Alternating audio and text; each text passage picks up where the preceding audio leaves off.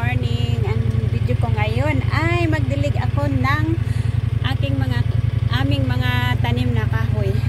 Ayan. Nag-drive pala ako dito sa aming golf car, guys. Kasi medyo malayo. Iba talaga ang buhay sa Amerikano. Hayahay bisag pobre. Kaya nga no, magdilig lang ng mga kahoy, magsakay pa o golf car. Kabalo-balo naman kung mag-drive aning gamay among golf car, guys. Ayan, nag-drive ko. Padoon ko dito. Medyo layo manggod na mahadlok ko kung magbagtas tulay layo. Basi naibitin. So nag-drive ko ani, guys. So nagdala ko o kanang kay na naman to'y pundo daan dito nga topic. So nagdala na lang ko aning pang buak kanang kuan kaning bakit nga pang buko. Yan. Hinay lang ta, guys, kay kuan ang kuan manggod. Dili ta expert mag-drive ani. Hinay ra ko. Try jud ko drive ani. Kinala makabalo ko ani aron di na kay lesson mag drive og kuan kanang ansa nga na sakyanan karon dali ako makabalo ba mong naggamit ko aning among golf car magdilig-dilig. Hinay rin ni akong padagan, guys. Wala man ni nga kaning akong kuan ba walay nakalitra nga unsa ka kusgan kakusog ni ako pag drive. Hinay ra tayo naman takabalo. Tura ako among kuan bakit nga dako nga gipunduhan ng sa tubig. Maliko na dayon ko dito. Pakasok-kusok tagamay.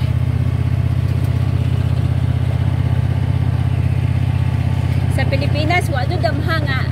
Sa Pilipinas pagbagtas ra ko kanang Uyanggurin, San Pedro o Magkiruhan ginabagtas ra nako na sa Davao ba, Uyanggurin, Davao. Tapos Claveria, San Pedro, Magkiruhan ginabagtas ra nako sa una. Nahinay na taan ni Dapita kay naa ni among mga tanom nga kahoy. Naliko na ko ani Dapita, guys. Dili man ko gahinambog, ako na lang food post ba. Pero pobre ra man jud po mi diri. Ang pobre mo ko diri kinaay mga naajoy sakyanan ba. Na ato ra ning ikuan kanang ana na lang nato ni off. Na diri man akong mo ni among mga tanom nga kahoy diri hitam na namo para dili init kung summer nga salipod pud sa among balay to ra among balay dito Dapita. Pasalamat na lang ko ang Ginoo buutan kaayo. Ako damha nga tungod sa akong kalisod. Lisod man jud akong kinabuhi sa una pero nagatuo man jud ko permi sa Ginoo, nagapray pud ko. Maong gitagaan siguro ko sa Ginoo, mo reward ni sa kuha.